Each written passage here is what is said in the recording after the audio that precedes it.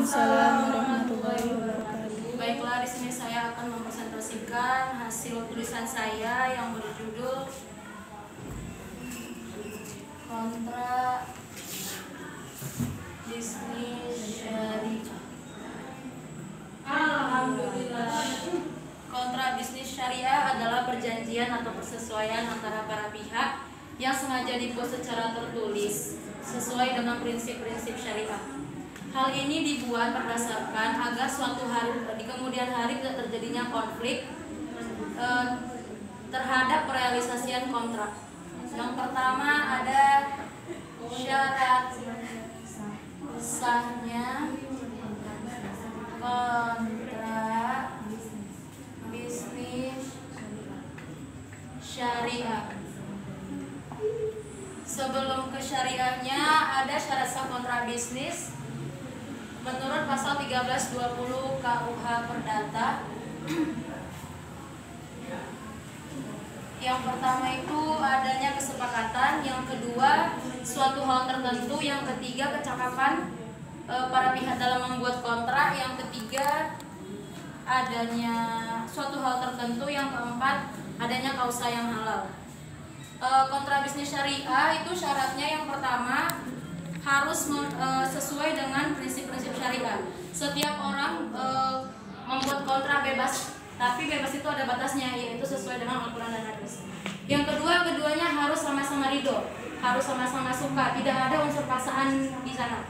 Terus yang ketiga adanya harus jelas apa objek yang ingin dijadikan kontrak. Syarat dari objek itu yang pertama memiliki nilai harta menurut syarat, yang kedua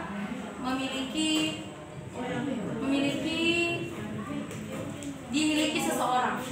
Terus ada ijab dan qabul. Ijab dan qabul di sini maksudnya adalah tidak ada unsur paksaan dan tidak ada dalam tekanan. Terus yang kedua ada unsur kontrak bisnis syariah. Sebelum ke syariahnya, kita masuk yang unsur-unsur kontrak bisnis. Yang pertama ada unsur esensialia, yang kedua ada unsur naturalia.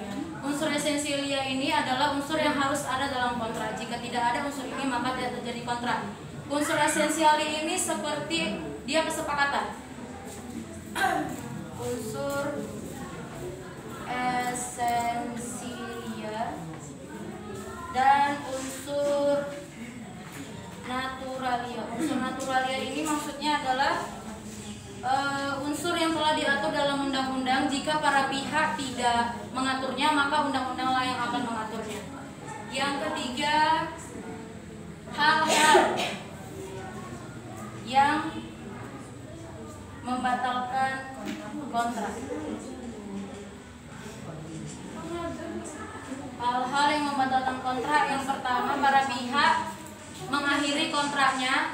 Mungkin pada waktu membuat kontrak ada suatu hal tertentu yang mereka tidak akan melanjutkan kontraknya.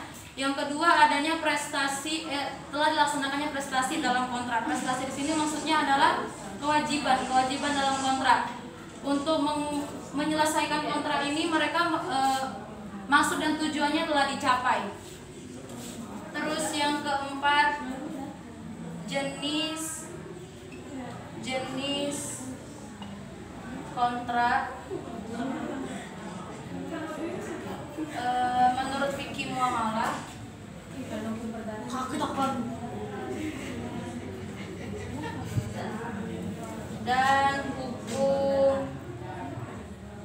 perdata.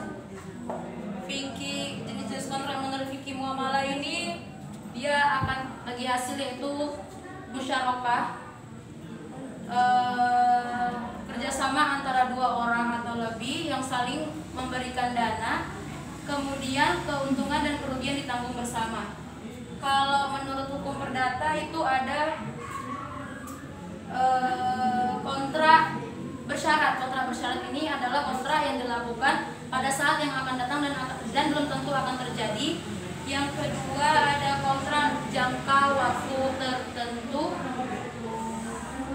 Mungkin hanya ini dapat saya sampaikan, lebih dan kurangnya saya mohon maaf. Assalamualaikum warahmatullahi wabarakatuh. Waalaikumsalam.